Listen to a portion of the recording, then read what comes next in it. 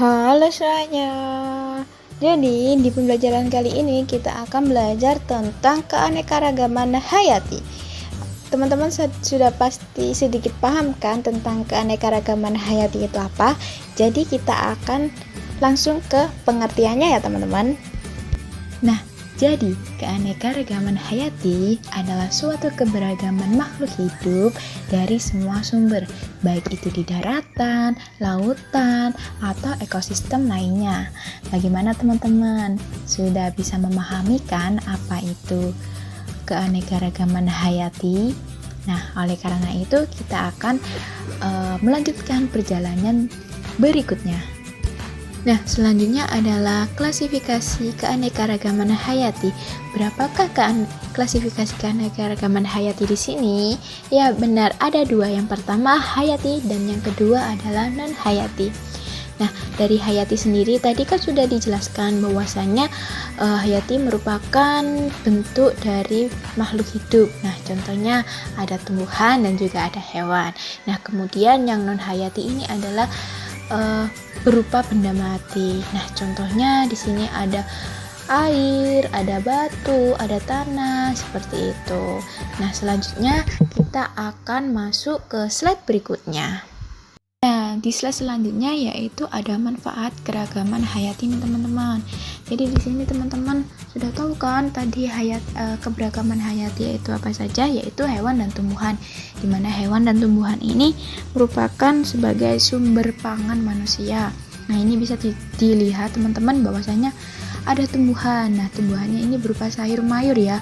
Nah, sayur mayur ini diolah menjadi sayuran yang penuh dengan gizi sehingga bisa dimakan untuk sumber tenaga manusia. Nah, kemudian di sini ada hewan, ada pemanfaatan dari hewan sendiri teman-teman. Nah, di sini bisa dilihat kan ada gambarnya Pak nelayan mancing ikan, terus kemudian ikannya dimasak dan digoreng.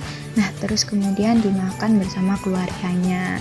Nah, jadi pemanfaatan keragaman hayati ini dimanfaatkan dalam kehidupan sehari-hari ya teman-teman. Jadi paham kan tentang manfaat keberagaman hayati. Oke, selanjutnya kita masuk ke manfaat keberagaman non hayati, di mana di sini sudah ada contohnya, ada matahari, ada tanah, kemudian ada air, ada batuan juga gitu ya teman-teman.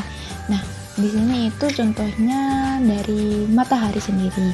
Nah, di situ ada gambar orang menjemur pakaian. Nah, dari matahari sendiri itu mengeluarkan sumber panas yang alami ya teman-teman. Jadi bisa membantu mengeringkan pakaian dengan cepat. Kemudian di sini ada gambar orang menyiram tanaman nih menggunakan air. Nah, pemanfaatan air di kehidupan sehari-hari itu juga sangat besar nih teman-teman, yaitu dengan adanya penyiraman tumbuhan, maka tumbuhan ini akan bisa berkembang biak dan tumbuh teman-teman. Nah, kemudian ada tanah, di mana tanah ini sebagai media tanam untuk manusia menanam berbagai macam sumber pangan, dan itu tadi akan menguntungkan manusia sendiri ya teman-teman. Jadi paham kan tentang manfaat keberagaman non hayati? Selanjutnya yaitu upaya pelestarian keanekaragaman hayati dan non hayati. Nah, berikut adalah beberapa cara kita melestarikannya. Yang pertama, melakukan reboisasi atau penanaman hutan kembali. Kemudian 2, tidak membuang sampah di lingkungan hutan. Yang ketiga, memperhatikan alam. Dan yang keempat, melindungi hewan-hewan yang hampir punah karena menghemat air. Dan yang terakhir yaitu tidak membuang limbah sembarangan, dikarenakan kalau membuang limbah sembarangan maka akan terjadinya kerusakan alam, dan juga itu nanti akan menimbulkan dampak buruk bagi makhluk hidup yang lainnya. Baiklah teman-teman, mungkin itu saja materi yang bisa saya sampaikan di keanekaragaman hayati ini.